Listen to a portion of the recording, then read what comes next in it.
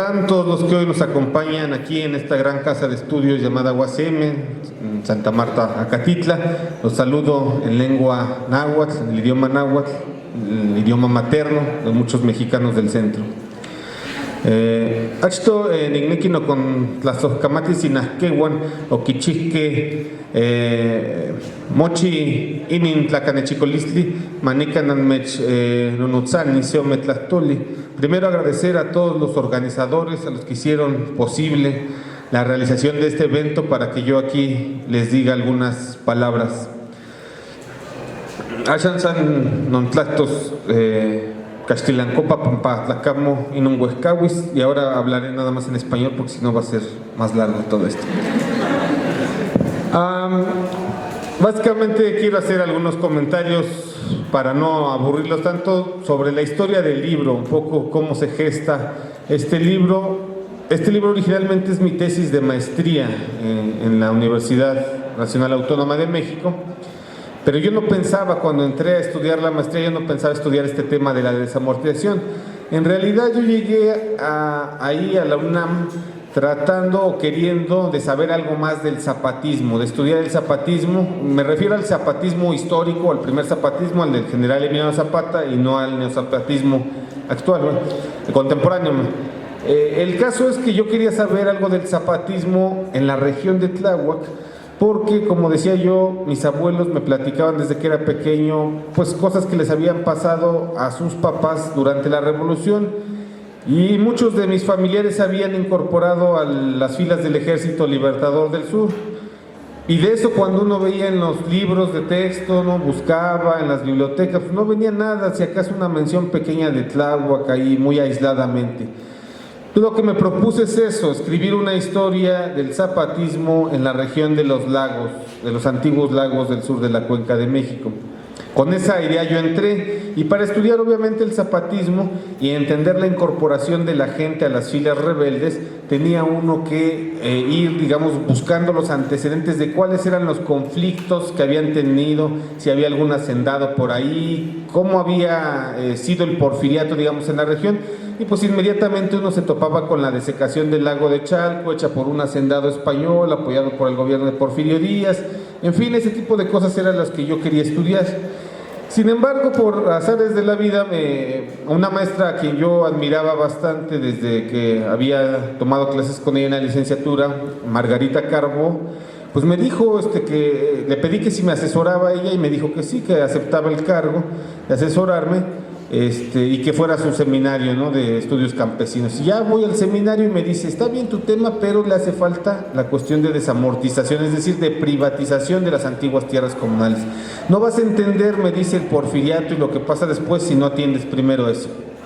Y entonces, pues yo dije, pues voy a tener que estudiar eso, pero le dije, francamente no creo encontrar mucha información, le dije, porque yo he buscado en los archivos y hay muy poca información al respecto. En ese momento yo pensaba, como ella me dijo que tenía que meter un capítulo, pues yo pensé en un capítulo de 20 páginas. Y vean ustedes, salió un libro de 321 páginas. Pero esa era la idea inicial, ¿no? Y entonces me puse a trabajar eso, de desamortización. Seguía trabajando lo de desecación del lago Chalco y el zapatismo, hasta que lamentablemente Margarita Carbó falleció. Y entonces yo me quedé, pues ahora qué hago, ¿no? Conseguir otro nuevo director, en efecto, pues dije, mejor me voy a poner a terminar la tesis, y ya una vez que termine la tesis ya busco un nuevo director y se le entrego, ¿no?, para no andarle quitando el tiempo a nadie mientras seguía yo escribiendo. El caso es que por recomendación de unos amigos, que una de ellas estudia también siglo XIX, comunidades indígenas, siglo XIX, Telia Ruiz, y su esposo Guillermo Olivier, me dijeron, ya te tardaste mucho con esto de la maestría, saca la tesis, nunca te vas a titular si sigues tratando de escribir ese mamotreto que ya llevas muchos años haciendo. Me dijeron, agarra un pedazo de lo que estás escribiendo y vuélvela a tu tesis. Y entonces fue lo que hice, pues dije, pues voy a hacer la tesis de desamortización, pero no quería tratarla como regularmente se tratan estos temas, o sea, de manera tradicional, ¿no?, como lo hacen los historiadores, sino quería darle un carácter como más antropológico también.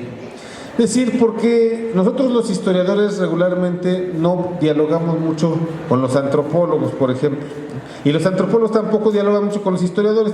Así resulta que nosotros como historiadores, cuando hacemos antropología, somos malísimos, ¿no? Y los antropólogos cuando intentan hacer historia son pésimos también, ¿no? Ni uno ni otro dan en el clavo.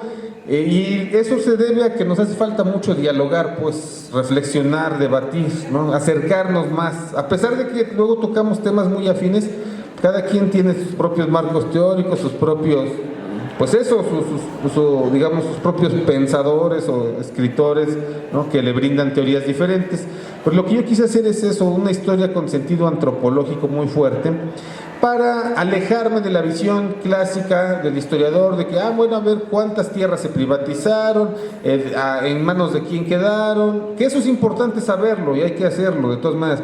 Pero más allá de eso, lo que uno puede, o lo que yo me pregunté, pues, al momento de que estas personas, la gente de Tláhuac de mediados del siglo XIX, de finales del XIX, iba a privatizar tierras que desde cientos de años las venían trabajando así en común.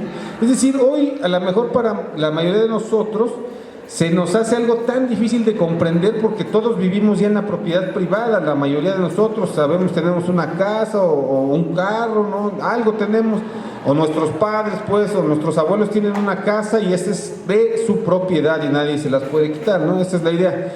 Pero ustedes piensen, hagan el esfuerzo por imaginar que hace 100 años, hace 150 años, las gentes de los pueblos no vivían como nosotros ahora, es decir, con propiedades, todo lo compartían.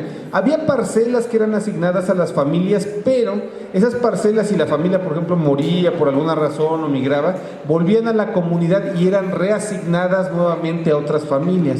Entonces pensemos, nosotros imaginemos eso, ¿qué pensaron los campesinos de la región de Tláhuac cuando el gobierno liberal les ordena que ya no pueden mantener sus tierras como estaban, es decir, en común, sino que las tienen que privatizar? Y entonces el basamento principal en el cual se fundamenta los pueblos o las comunidades, pues es eso, la propiedad, el territorio común de los pueblos. Ese es el basamento principal.